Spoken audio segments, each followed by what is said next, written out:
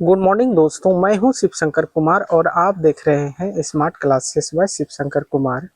मैं आप लोगों के बीच आज फिर हाजिर हूं डीएलएड की कक्षा को लेकर। डीएलएड में हम लोग वर्ग को शुरू किया था और वर्ग में वर्ग के नियम को समझा था, वर्ग के कुछ क्षेत्रफल या तो और सब कई तरह के प्रश्न हम लोग वर्ग के बारे में कर चुके थे।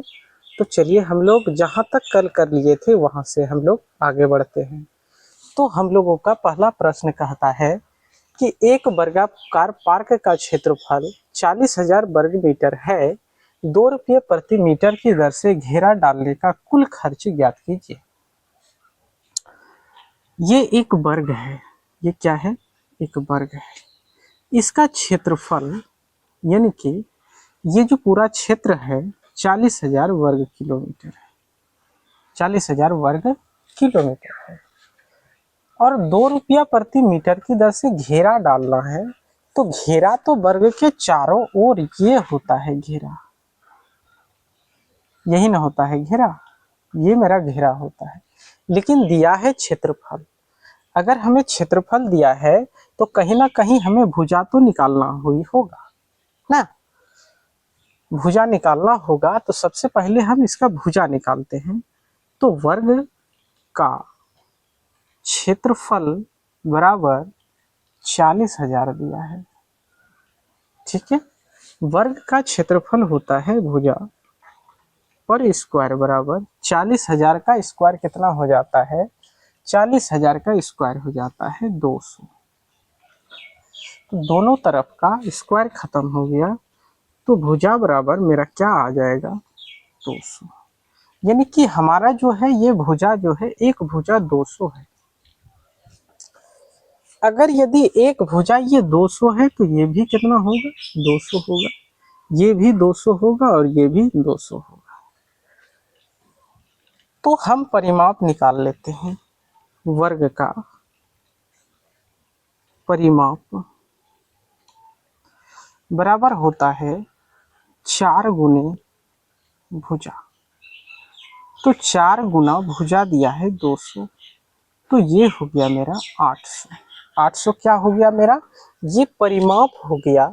परिमाप बोल दीजिए या चारों तरफ का घेरा बोल दीजिए, दोनों बात एक ही है, ठीक है।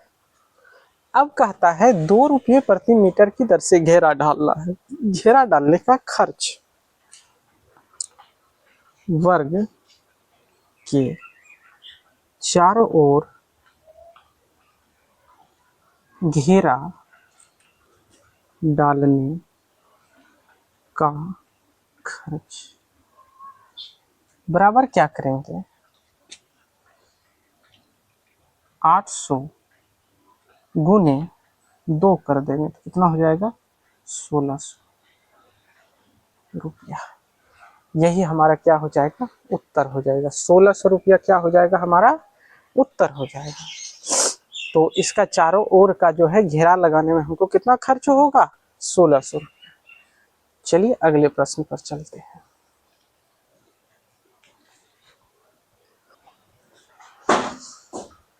चलिए इस प्रश्न को देखिए। कहता है यदि किसी वर्ग की भुजा 50% बढ़ाई जाए तो प्राप्त वर्ग के क्षेत्रफल तथा पुराने वर्ग के क्षेत्रफल क्या अनुपात होगा? अच्छा, मान लीजिए कि ये वर्ग है, ये क्या है? वर्ग है, ठीक है। इस वर्ग का भुजा जो है 8 सेंटीमीटर है। कितना है? 8 सेंटीमीटर। अब ये 8 सेंटीमीटर जो वर्ग दिया है, ये भुजा को 50% आप बढ़ा दीजिए। 50% का मतलब होता है कि 8 का 50%। ये जीरो, ये जीरो, ये जीरो, ये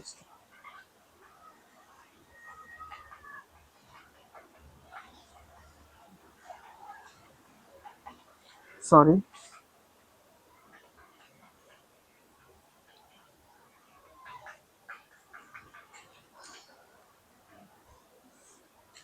8 का 50%। अब आप लोग बताइए कि 50% का मतलब क्या होता है। 50% का मतलब हुआ कि जितना है उसका आधा, यानी कि 1/2।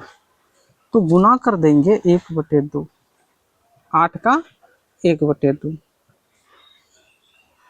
सॉरी, आप लोग इस तरह से भी कर सकते हैं, क्या दिक्कत है। 8 का 50% बटे 100।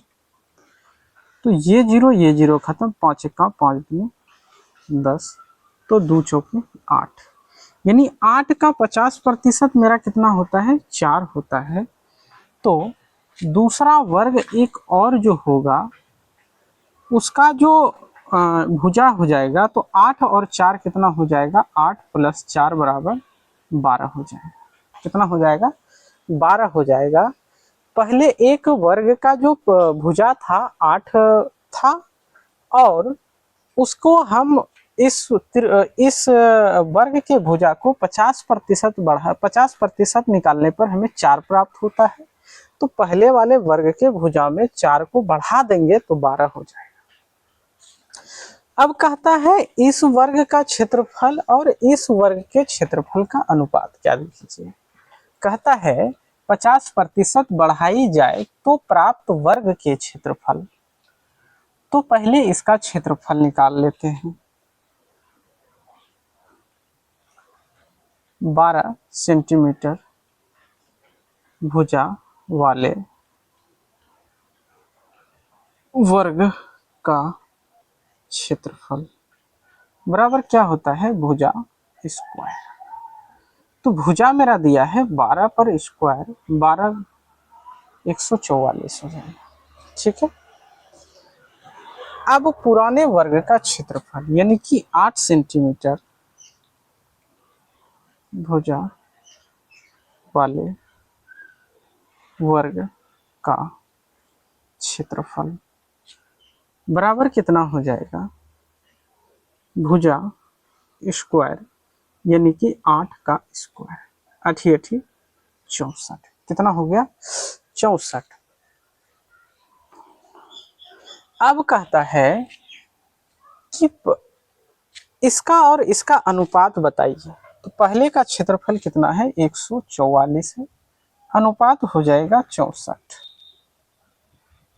हाँ, तो अब किससे कटेगा, इसका आधा कितना होता है, इसका आधा हो जाता है 72, इसका आधा कितना होता है 32, इसका आधा कितना होता है 36, इसका आधा कितना होता है 16, इसका आधा कितना होता है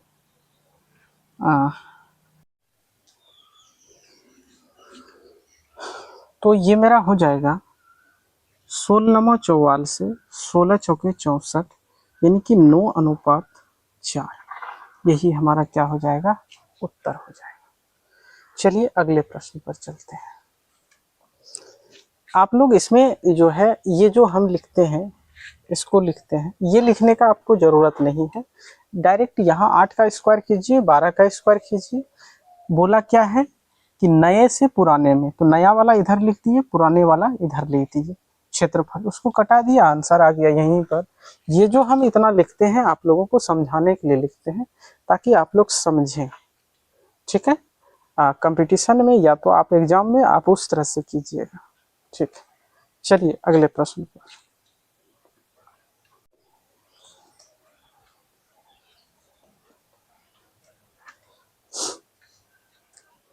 कहता है दो वर्ग का परिमाप, यानी कि एक वर्ग ये हो गया और दूसरा वर्ग ये हो गया।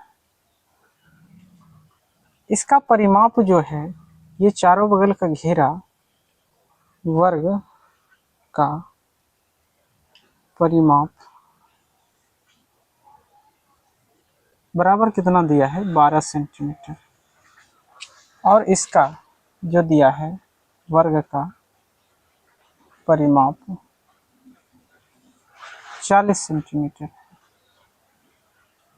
तो बड़े वर्ग का छोटे वर्ग का, तो पहले इसका भुजा निकाल लेते हैं। तो 4 गुना भुजा होता है बराबर 12 सेंटीमीटर।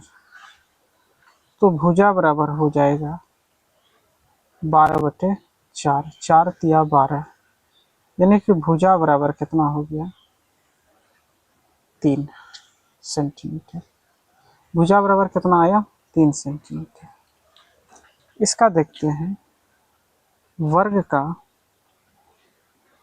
परिमाप 40 सेंटीमीटर है।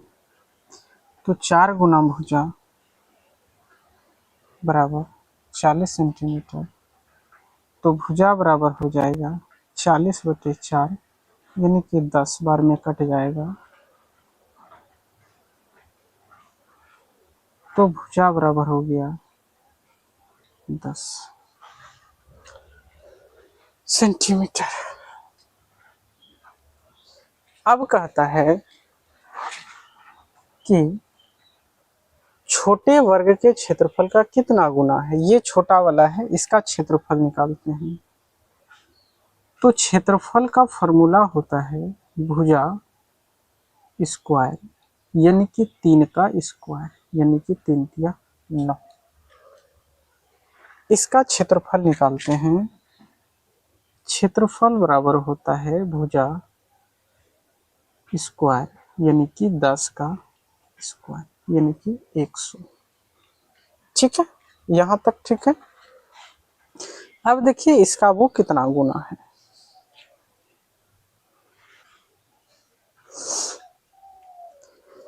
अब इसका ये कितना गुना है, तो 9 से 10 100 में भाग दे दीजिए।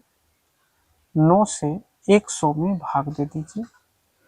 9 1 9 बचा 1, 9 1 9 1, यानी कि 11.1/9 गुना है। यही क्या हो जाएगा, हमारा उत्तर हो जाएगा। चलिए अगले प्रश्न पर चलते हैं।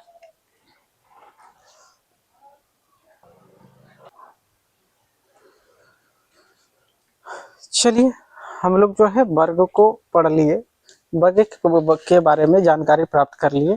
अब हम लोग चल रहे हैं आयत के बारे में। ये देखिए ये क्या है, आयत है। ये क्या है, आयत। आयत का पहला नियम कहता है कि आयत की आमने सामने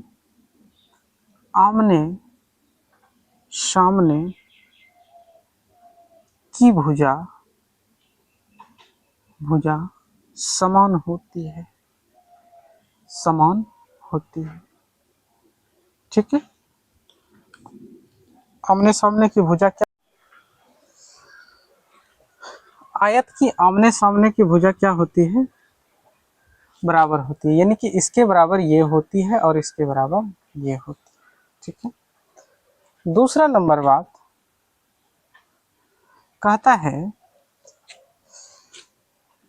आयत का प्रत्येक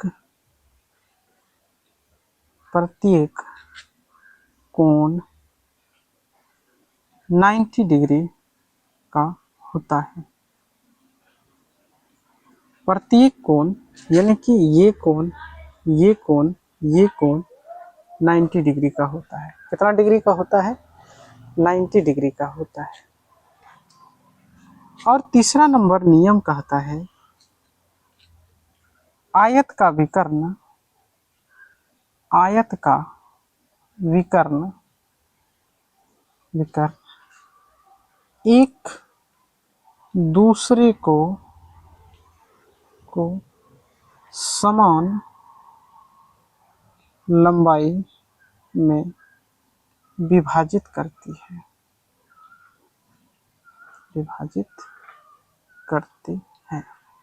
कहने का मतलब इसका विकर्ण जो है ये हो गया, इसका विकर्ण समान लंबाई का मतलब ये इसके बराबर होगा, ये इसके बराबर। ठीक है, यहाँ तक आप लोग समझ लिए। आज हो क्या रहा है कि पता नहीं मोबाइल में क्या हो रहा है, बार बार जो है कट जा रहा है। इसमें कुछ प्रॉब्लम हुआ है और आज देखिएगा आप लोगों को वीडियो में बहुत ज़्यादा कट नज़र आएगा, तो आज भर एडजस्ट कीजिएगा, कल इसको सही करने का प्रयास करेंगे। हो सकता है कि स्टोरेज फुल हो गया होगा या तो वायरस या वगैरह कुछ हो गया होगा, तो थोड़ा सा आप लोग जो है ये कीजिएगा, माइनस कीजिएगा। अब कहता है, अब इसके कुछ सूत्र के बारे में देख लेते हैं, सूत्रों के बारे में। पहला नंबर, आयत का परिमाप। आयत का परिमाप बराबर होता है 2 इंटू लंबाई जोड़ चौड़ाई। 2 इंटू लंबाई जोड़ चौड़ाई। 2 इंटू लंबाई जोड़ चौड़ाई क्यों हुआ? इसका होने का कारण है कि 2 गो लंबा है और 2 गो चौड़ा है, ठीक है। इसका परिमाप आप जो है ये चारों को जोड़ करके कर सकते हैं या ये सूत्र लगा करके कर सकते हैं।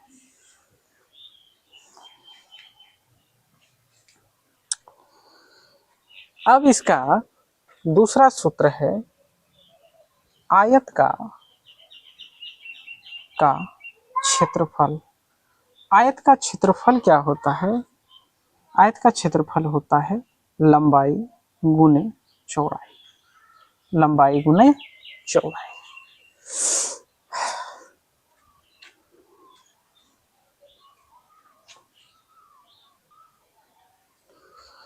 और आयत का विकर्ण की लंबाई होता है, आयत के विकर्ण की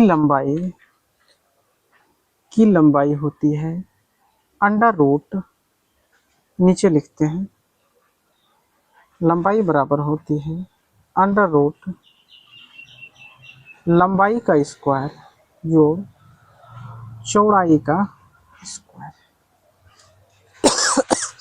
ये विकर्णों की लंबाई होती है। तो चलिए इसके आधार पर कुछ प्रश्नों को करेंगे। आप लोग पहले समझ गए, आयत के आमने सामने की भुजा बराबर होती है, प्रत्येक को 90 डिग्री का होता है और विकर्ण जो है एक दूसरे को समान लंबाई में विभाजित करती है। आयत का परिमाप होता है लंबाई गुना चौड़ाई। आयत का क्षेत्रफल होता है लंबा गुना चौड़ा, आयत का परिमाप 2 इंटू लंबाई जोड़ चौड़ाई और क्षेत्रफल लंबाई गुना चौड़ाई और आयत के विकर्ण की लंबाई ये होता है। इतना सा आप लोग ध्यान में रखिए। चलिए इसको मिटा करके करते हैं।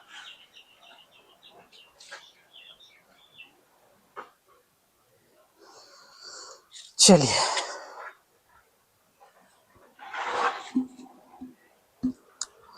कहता है एक आयताकार मैदान का एक भुजा जो है 8 मीटर है, ठीक है, तथा विकर्ण जो है 17 मीटर है, तो मैदान का क्षेत्रफल क्या होगा?